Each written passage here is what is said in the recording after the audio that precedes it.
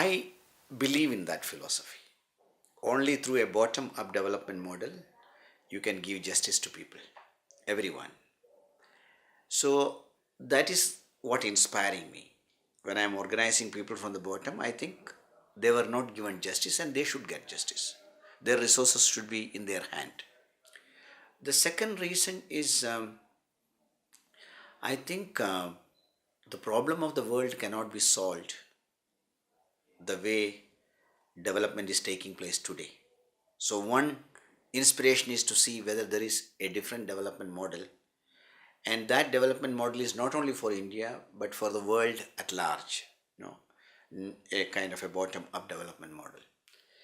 So, my inspiration comes basically from this idea of wanting to try something from bottom up.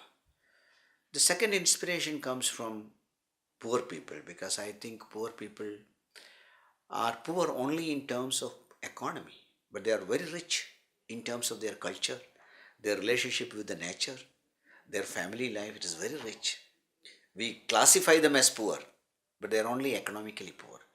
And I always feel that if they don't have some economic power, they will have to then give up all their culture and nature because they will be forced to migrate to cities and live in slums. And that will be a total disaster for people who are so good.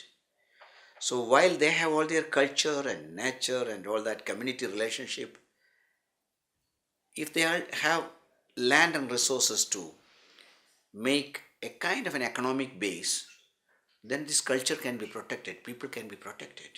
They don't have to end up in slums. So on one side I have Gandhi as an inspiration point.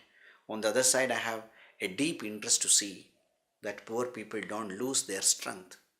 All that they have qualities should not be lost just because they go to the cities to make a living.